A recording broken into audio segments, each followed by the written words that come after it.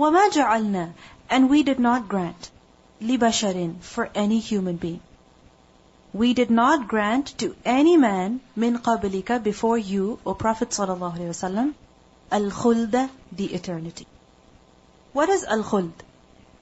Al-khuld is eternity. It is endless duration. Endless duration. A time that has no limit to it. And khulud is when something remains unchanged, when something remains unchanged, free from any fasad, meaning it does not get spoiled, it does not age, it does not suffer from any changes, and it remains in that unchanged state for a long period of time. You understand? That it does not alter, it does not change, it does not grow old, it does not fade away, the texture does not change, the appearance does not change, the characteristics do not change. It remains the same over a long period of time. From the same root, the word khawalid is used for stones that are put around a baking oven. Why? Because they last over there, they can stay over there for a very long period of time. If you put wood, what's going to happen to it? It's going to burn. It's going to turn into ashes. Then you're going to have to remove those ashes, put fresh wood. But do you have to change those baking stones at all? No, you don't have to. The more they stay, the harder they become. The more solid they become. They don't burn into ashes. And from the same root is also the word mukhallad. And mukhallad is used for a person who is old, but still he does not have any signs of aging. Do you understand? A person who is old but does not have any signs of aging. Generally when people become old, what happens? It begins to show on their skin. The skin begins to wrinkle. Or for instance, their body, it begins to shrink. Or similarly, their abilities, their physical body, it begins to become very weak. They develop illnesses. However, mukhallad is a person who does not look old, who does not have any signs of aging. So from this, al-khuld is eternity. So no human being before you, O Prophet ﷺ, has been granted eternity, permanence in the life of this world. No. Every single human being who came into this world eventually left. And you also, O Prophet ﷺ, there will be a time when you too will be gone. So, أَفَإِن مِتَّ, then if you were to die, فَهُمُ الْخَالِدُونَ, then will they be eternal? No. Meaning even they will also die one day. Now, there's a particular reason behind the revelation of this ayah. We learned that the mushrikeen of Makkah, they would reassure one another that this matter of Muhammad sallallahu alaihi wasallam, that he has claimed to be a prophet of Allah and he's bringing about such a change in the society, that our young people are turning towards him. Every other day, there's someone or the other who is coming under his spell of magic. So they would reassure one another by saying that one day this man will die. And when he will die, his matter will also be finished. And especially they used to say this, why? Because the Prophet ﷺ did not have any sons. Remember what Abu Jahl said? That you are abtar. That because you do not have any sons, no one is going to remember you. When you will die, your mission will die. No one will be there to remember you. So Allah subhanahu wa ta'ala revealed Surah Al-Kawthar as well. That inna shani'aka huwal abtar. Your enemy will become abtar. No one will remember him in good terms. So they used to reassure one another that very soon this man is going to die, so don't worry. So Allah subhanahu wa ta'ala says, what are they thinking? That if you will die, they will not die? No. They will also die one day. In Surah Al-Tur, ayah number 30, we learn, أَمْ يَقُولُونَ شَاعِرٌ نَتَرَبَّصُ بِهِ رَيْبَ الْمَنُونَ. Or do they say about you that he is a poet for whom we await a misfortune of time? We're just waiting for him to die. We're just waiting for him to pass away. So Allah subhanahu wa ta'ala says over here that yes, you will die. But just because you will die does not mean that they will remain eternally. No, even they too will die. In Surah Al-Zumar, ayah number 30, we learn, إِنَّكَ مَيِّتٌ وَإِنَّهُمْ مَيِّتُونَ. That indeed you, O Prophet ﷺ, you will die, and they too will die. So in this ayah is a big lesson for us. That if there is someone whom we do not like, if there is someone whom we do not get along with, and we're waiting for them to die. Literally people do that. They wait for others to die. We should remember that even when they die, how long will we live? Maybe a year or two after them? Maybe 5 years after them? Maybe 10 years after them? Eventually we too will die. So there is no point in waiting for other people to die so that we can become better. No. There is no point in waiting for other people to go away so that we can change ourselves. No. Your life is your life. Their life is their life. You will be questioned about what you have done, and they will be questioned about what they have done. So we should be concerned about our actions. And this also teaches another very important lesson. That all those criminals who take the lives of other people away, just to take their money, just to inherit from their wealth, because of which they poison them, because of which they kill them, because of which they murder them, what are they thinking? That if they kill the other person and get his money, how long will they live? A few more years? Yes, that's about it. Only a few more years. So why commit such a huge crime when you know that eventually you're going to die and the other person is also going to die anyway? So أَفَإِن مِتَّ فَهُمُ الْخَالِدُونَ. If you were to die, are they going to remain eternally? No. You will die, they will die. And each person will be questioned about what he has done. كُلُّ نَفْسٍ, every soul, ذَائِقَةُ الْمَوْتِ, every single soul is going to taste death. ذَائِقَةُ is ism fa'il, one that tastes. From the root letters, ذال واو قاف, ذوق. And ذوق is to taste, to experience. So every single person is going to taste death. Because this is the promise of Allah.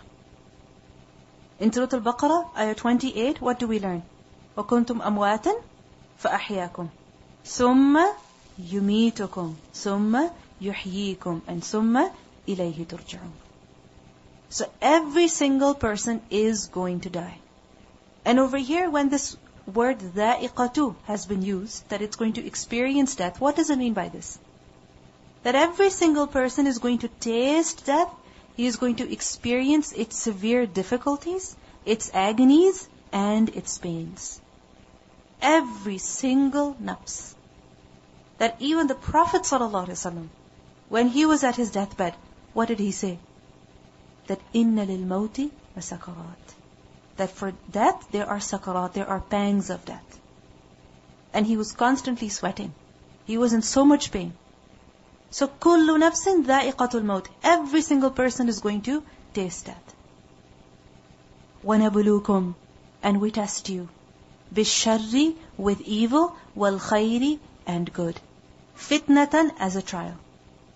Meaning while you are alive in this dunya, at the end of which there is death, while you are alive, we are testing you, we're trying you. Through what? Through shar and also through khayr. We're testing you through evil and also through good.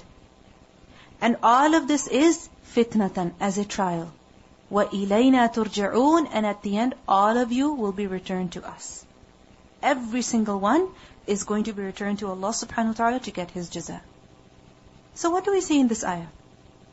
That the reality of this life, at the end of which there is death, what is the reality of this life? That it is a test. It is a trial. A test through evil and also a test through good. But generally we forget. If we experience something evil, we realize that it's only a test. That's what we remind ourselves with. But if it's something good, do we ever consider that to be a test? If we're healthy, if we have money, if people are very nice towards us, if we have children, if we get one blessing after the other, do we consider that to be a test as well? Hardly. We forget that. But what do we see over here? That any situation that a person is in, whether it is good or it is evil, he is in a test. He is being tested. He is being examined. And this happens throughout life. Because Allah subhanahu wa ta'ala says, نَبْلُوكُمْ, we are testing you. It happens throughout life. So what do we see? That at one point, a person is being tested through khair. And at another point, a person is being tested through shar. Remember, tests also, they keep changing. They don't remain the same. No one stays in a permanent state in this dunya. If a person is experiencing happiness today, he will definitely experience sadness tomorrow. If a person is experiencing good health today, he will suffer from illness tomorrow. Change is the only thing that is constant in this life, isn't it so? And through all of these changes, we are being tested. All of these changes. In the previous ayat, what did we learn? That the night and the day, they come and go. The sun and the moon, they come and go. Kullun fi falakin yasbahun. So just as the night and the day alternate, similarly, the situations that a person experiences in his life, even they alternate. Even they keep changing.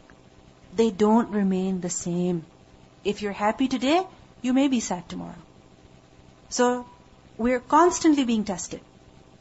And the reason behind this change in circumstances is that a person's reaction is being observed. That how does he react? How does he behave? When he's happy, what does he do? When he's sad, what does he do? When he's healthy, what does he do?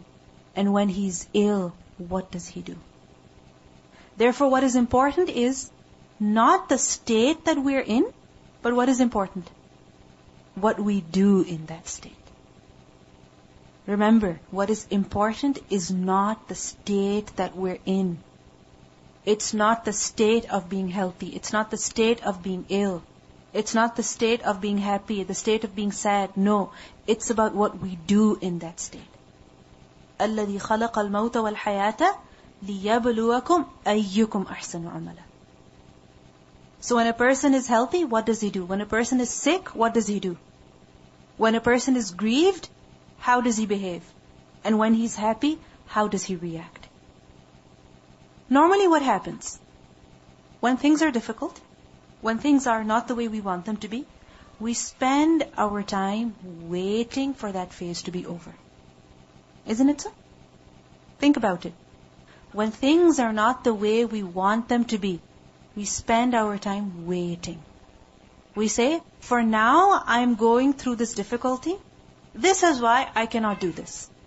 But when this is over, when I feel better, when I'm more healthy, when my headache is gone, when I'm not feeling as weak, then I will go and do such and such. But the fact is that that headache came to you, that sickness came to you, that happiness came to you, that friend came to you. Why? So that you were tested. That what do you do? Do you just spend this time waiting? Waiting that this phase should be over? Waiting that things should become favorable for you and then you're going to do it? Or will you obey Allah anyway?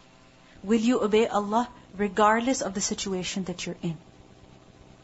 So the thing is that if we keep waiting for things to change, then we will never be able to accomplish anything. There are two ways of living this life. One is that you are controlled by your situations. That your actions, your behaviors, they are dictated by what? By the circumstances that you're in. Because this person is very good to me, therefore I will be good to them. Because I'm feeling very happy today, therefore I'll do all my homework. Because I feel very active today, I'm going to go to school early in the morning and I'm going to be the last one to leave. I'm not going to leave early, I'm not going to go late. This is what? You are being controlled by the situations of your life. You are being controlled by the circumstances of your life. This is one way of living. And the other way of living is that you control the situation. You control the circumstances. You don't let your situations dictate your behavior. No. You are a person who lives by your principles. What you have to do, you will do anyway. No matter what you're feeling, no matter what state you're in, no matter how tired you are, no matter how energetic you are, no, regardless of how you are, You are a person who follows principles, who lives by his principles. So you will control the situation, not controlled by the situation. There are two ways of living. A person who is controlled by his situations, he will never be able to accomplish anything. Why? Because right now he's very happy, therefore he can't concentrate. At another point he's very sad, therefore he cannot concentrate. At one point I'm very hungry, at another point I'm very cold, at another point I'm very hot, at another point I want to go out, I'm very thirsty, I'm very bored. Will he be able to accomplish anything? No.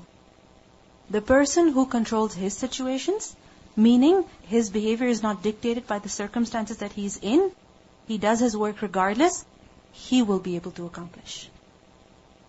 A poet once said that إِذَا كَانَ يُؤْذِيكَ حَرُّ الْمَصِيفِ, that when the heat of the summer bothers you, وَكَرْبُ الْخَرِيفِ, and autumn also it bothers you, وَبَرْدُ الشِّتَى, and the cold of winter, even that bothers you, وَيُلْهِيكَ حُسْنُ زَمَانِ الرَّبِيعِ, and the beauty of spring that distracts you, فَأَخْذُكَ لِلْعِلْمِ كُلِّ مَتَى, then when are you going to gain knowledge?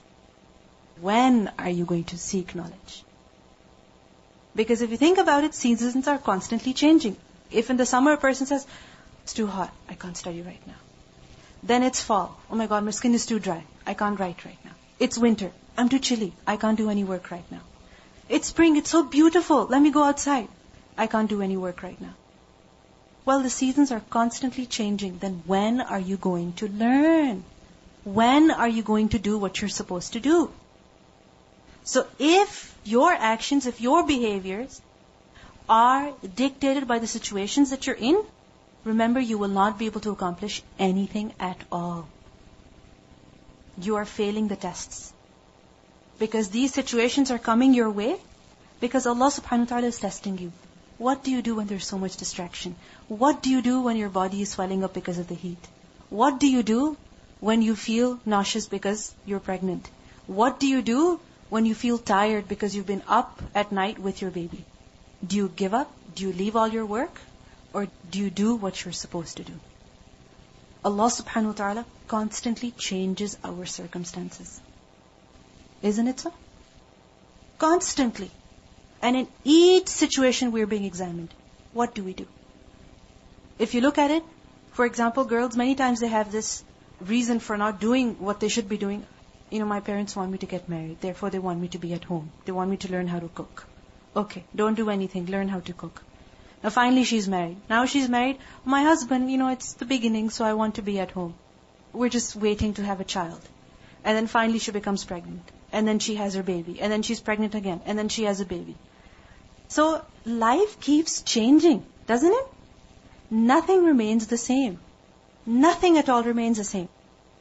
So if you are waiting for that ideal time to have a smile on your face, if you're waiting for that ideal time when you can sit down with your mushaf and read some Quran, that ideal time will never come. It will never come. You have to make time for it now, if it's important to you. So we're being tested. What do we do? If we look at it, the Prophet ﷺ, he underwent so many difficulties. Isn't it? But what do we see? He never left his work. He never left his work. He never abandoned his mission, regardless of what he was experiencing. And this lesson is taught to us through the obligations that are imposed on us. If you think about it, the fact that salah is obligatory. Whether you're traveling, or you're sick, you're at home, or you're at work, you're at the mall, you're in the car, wherever you are, when it's time to pray, what do you have to do? You have to pray. You can't say, oh, I'm too sleepy right now. I have to go to work right now. You can't say that. What do you have to do? You have to stop everything and you have to pray. Similarly, when it comes to birrul walidain, being good to one's parents, what have we been taught? That regardless of how they are, whether they're old or young, however they are, what is our obligation as children? We have to be good towards them. What about silatul rahim? Maintaining ties of kinship. What about that? We have to maintain ties of kinship regardless of how the other person is. So we are taught through our deen that when something is necessary, it is necessary. You have to give priority to it. You can't wait for things to change, to get better, and then you will do something in life. No. Don't let your actions and behaviors be affected by your moods, by your physical health, by your social circumstances. No. Imam Ibn Taymiyyah, he was jailed 8 times in his life. 8 times he was jailed. Sometimes for months and sometimes for years. But what do we see? Did he stop his learning? Did he stop his teaching? Did he stop his writing? Did he stop his dhikr? Did he stop his dua? Did he stop his worship? No. Even when he was in jail, he would write. He would write books. He would write articles. And today we see so many of his writings, despite the fact that many of his writings have also been lost from us. But still, so many of his writings are present till today. And we learned that towards the end of his life, when he was in prison and his pens and papers were taken away from him, then he read the Qur'an. Then he started reflecting on the Qur'an. And it is said that he read the Qur'an at least 80 times. At least 80 times. Now if a person in that state just sits down, hand on head, saying, I can't do anything. I just have to wait until they let me out. And I'll just wait. I'll just wait for things to get better. He stayed in the prison for 2 years. The last imprisonment. Then he died in the prison. But if a person is just waiting, I'll just do something when things change, then remember you won't be able to do anything. When we are praised by people, we do a lot. When we're criticized even just a little bit, we stop our work. When there are marks for something, we'll do something. When there are no marks, forget about it. When it's something that will give us a high position, we'll go ahead and do that work. When it's some work that will not be noticed by anyone, we leave that work. This is not the way of a person who has made his mission the worship of Allah subhanahu wa ta'ala in every matter of his life, in everything that he does. Because what he is doing is for the sake of Allah. Because he knows whatever I'm going through, this is a test.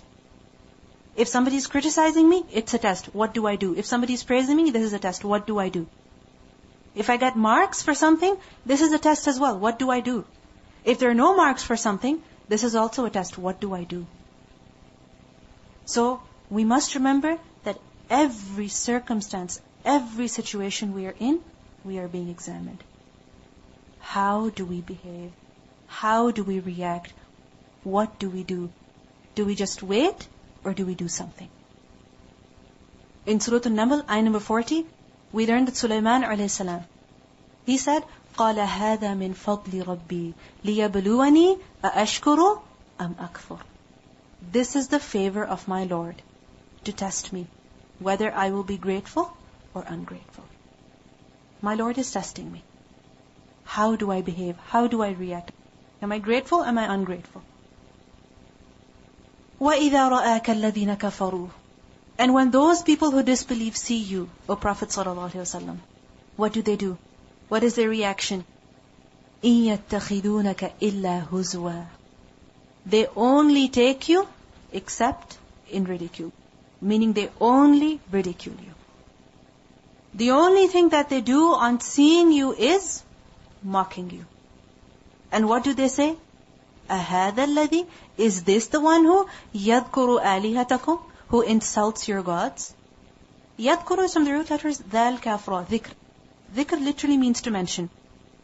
But sometimes it is used for praise, and other times it is also used for talking negatively about something. To speak disapprovingly about something. مِنْ وَجْهِ الذَّمِّ. Like for example about Ibrahim a.s., what do we learn? That when the idols of the people, they were found broken, what did they say? قَالُوا سَمِعْنَا فَتًى يَذْكُرُهُمْ.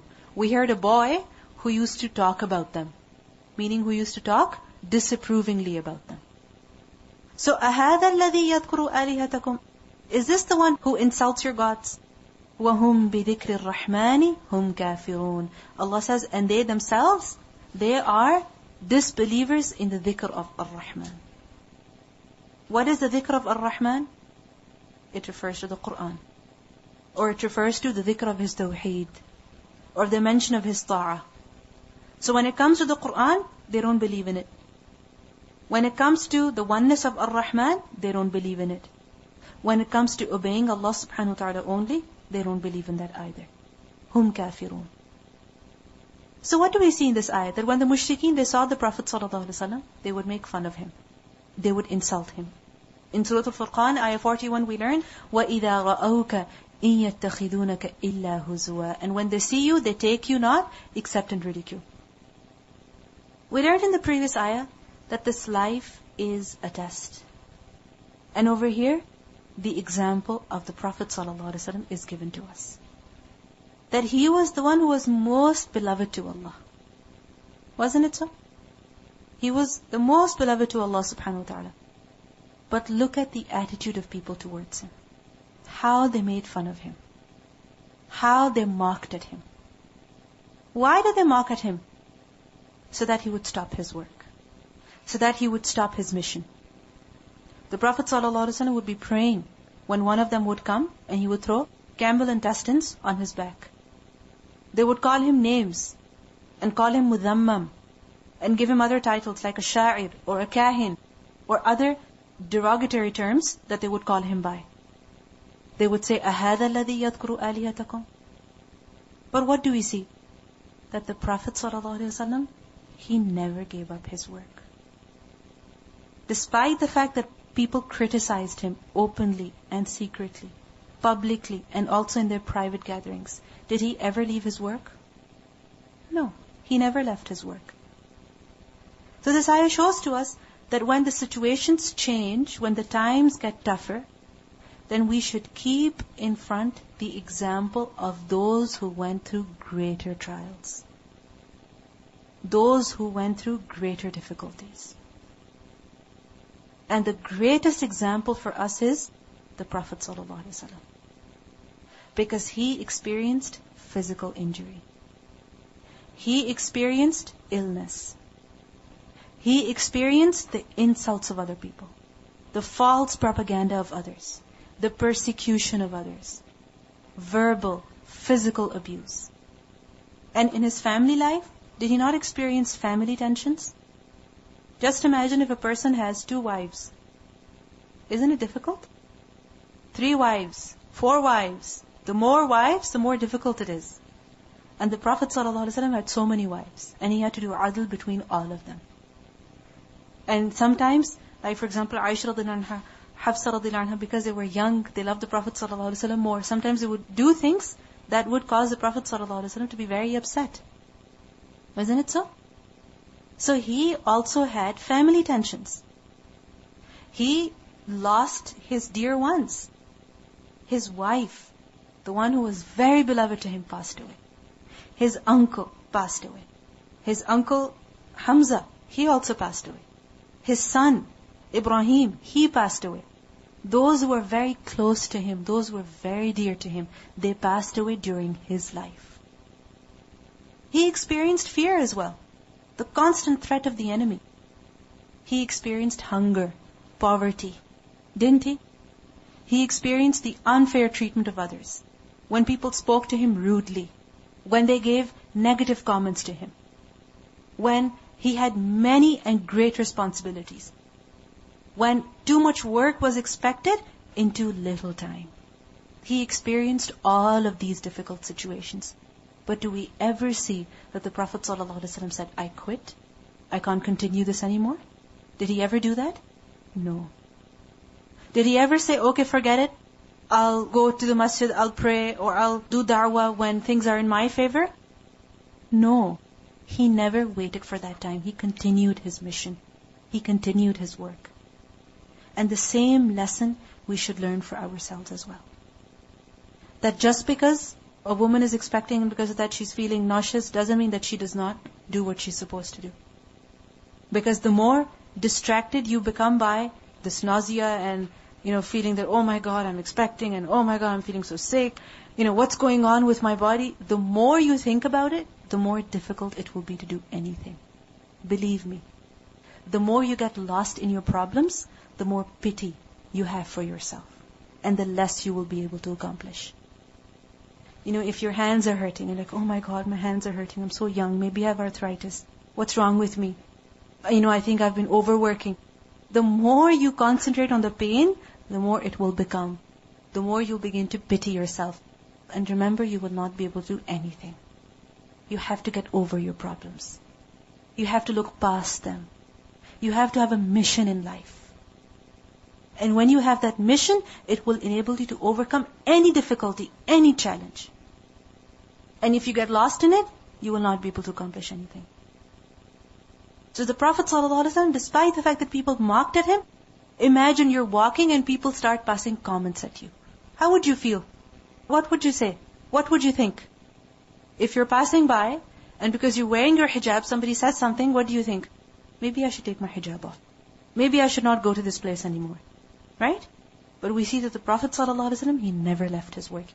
He never abandoned his mission. So this is the lesson that we learn from the Prophet ﷺ's life. And we see that Allah subhanahu wa ta'ala says that وَهُمْ بِذِكْرِ الرَّحْمَنِ هُمْ كَافِرُونَ. What does this show? That those people who make fun of others, they fail to see their own mistakes. They fail to see their own crimes. They made fun of the Prophet ﷺ while failing to see that they were rejecting the dhikr of Allah subhanahu wa ta'ala. They were rejecting the oneness of Allah. That they were criminals